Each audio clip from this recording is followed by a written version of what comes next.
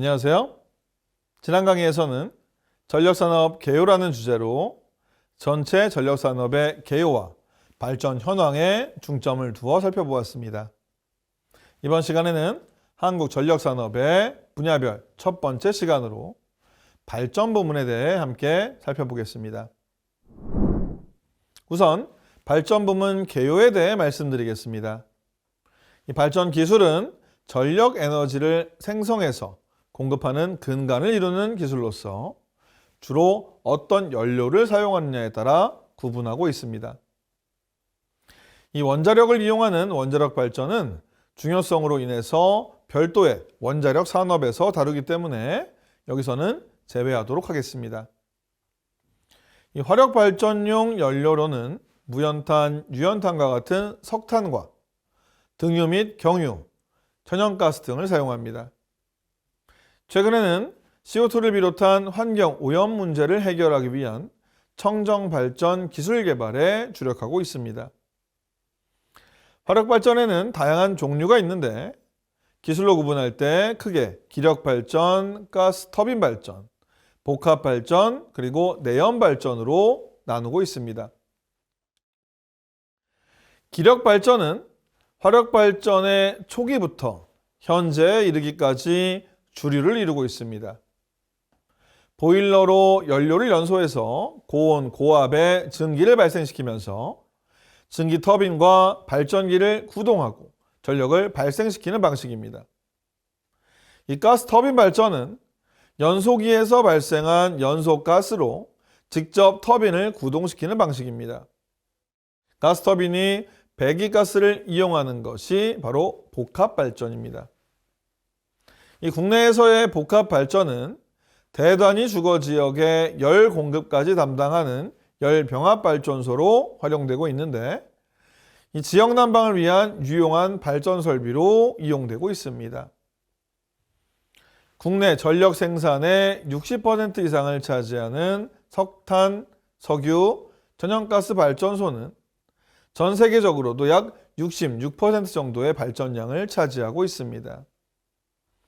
신재생 에너지가 계속 확대될 전망이지만 IEA는 2030년대에 이르러서도 여전히 60%에 이르는 비중을 차지할 것으로 예상하고 있습니다. 이 시대가 바뀌어도 여전히 주목받는 발전 분야의 기술사가 굉장히 중요한 이유라고 볼 수 있습니다. 이제 전체적인 발전 부분의 시대적 변화를 간략하게 살펴보겠습니다.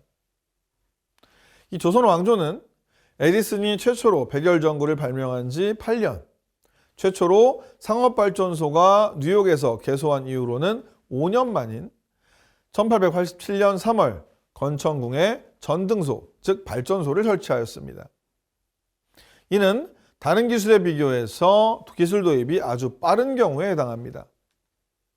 그러나 일제강점기 당시 이 수자원이 풍부한 북한을 중심으로 한 이 수력발전으로 한반도 전체의 전력을 감당하다 보니 남한 지역에서는 일부 화력발전소만 명맥을 유지하면서 한국 발전사에 암흑기가 생겼다고 볼 수 있습니다. 이 해방 및 6.25 전쟁이라는 극도의 혼란기를 극복하고 1953년부터 본격적인 화력발전의 기술 도입이 이루어졌습니다.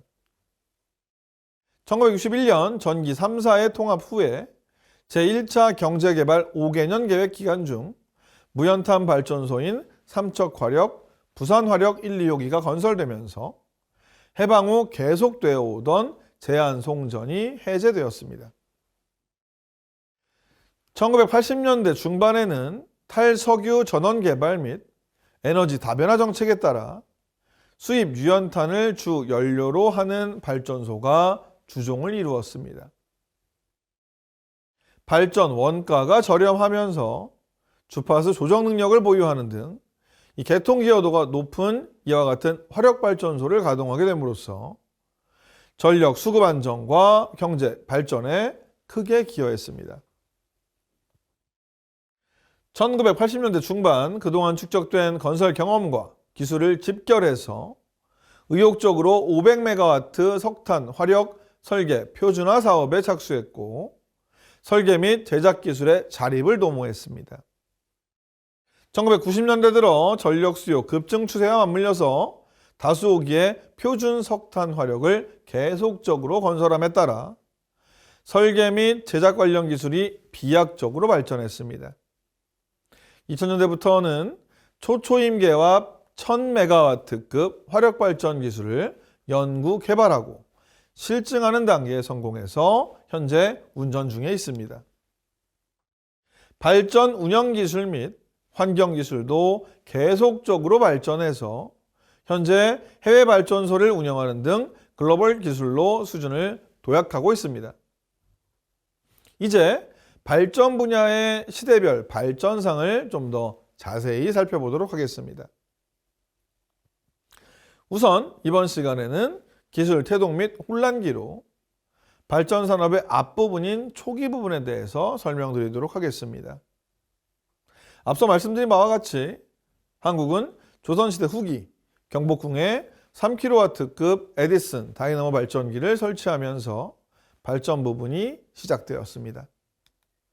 요즘에는 발전소라고 부르지만 당시 조선에서는 전등소 또는 전기소로 불려졌습니다.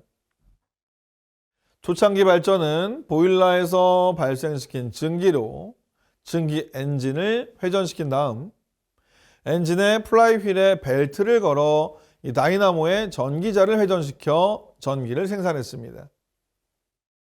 에디슨이 1882년 9월 뉴욕시의 펄스트릿에 최초의 상업용 발전소를 개소하고 사무실과 가정에 전기를 공급한 지 4년 후의 일이며 아시아에서는 일본에 이은 두 번째 일이었습니다. 이 건천궁의 발전소는 구한말과 일제강점기를 보내면서 대부분 소실되어 이 자료를 찾을 수는 없으나 당시 미국 등의 자료를 종합해 보면 다음과 같을 것으로 추정되고 있습니다. 이 발전소는 80마력 석탄 보일러 한 대와 다이나모 한 대를 설치하고 750개 백열전구를 밝힐 수 있을 규모의 3kW급 증기발전기 2대로 구성되었다고 전해지고 있습니다. 이후 구한말과 일제강점기 시대의 전력산업에 대해서 살펴보면 1901년 동대문 발전소가 준공되게 됩니다.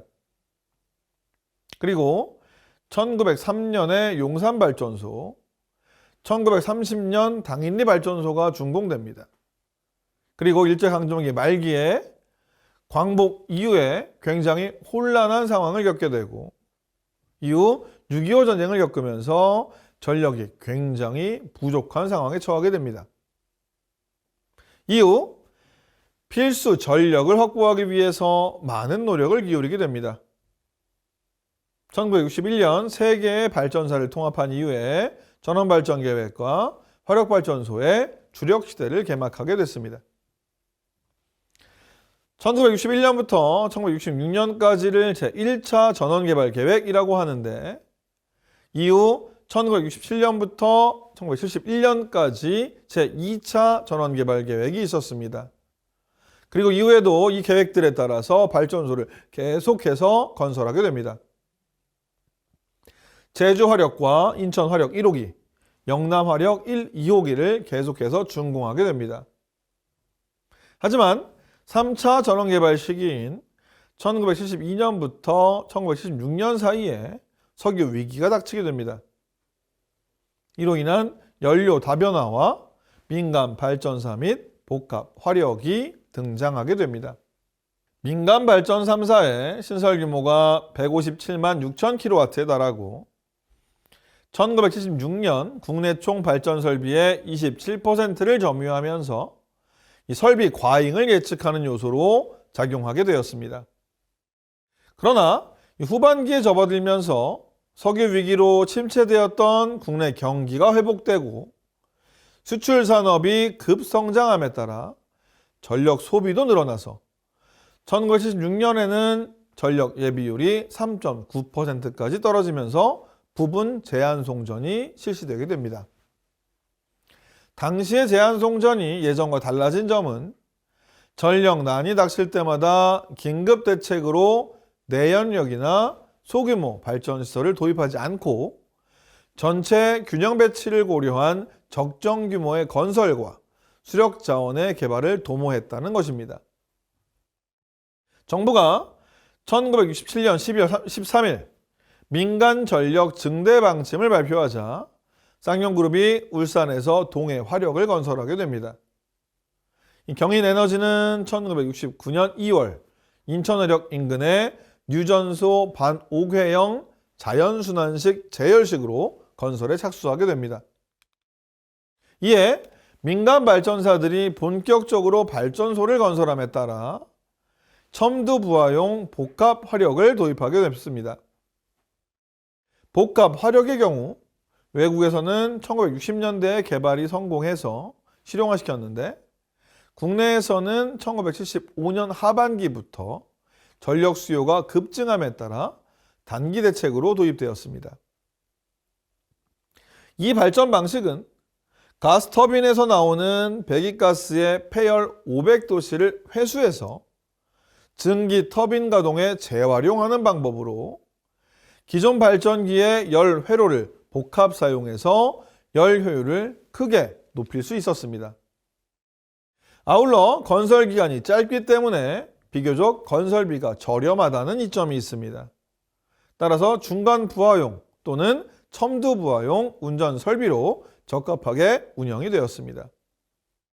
이번 시간에는 전력산업 중 발전 부분의 개요와 산업발전 초기의 기술 태동 및 혼란기에 대해 살펴보았는데 한국전력산업 발전 부문의 전반적인 개요와 초기 시대에 대해 알 수 있었습니다.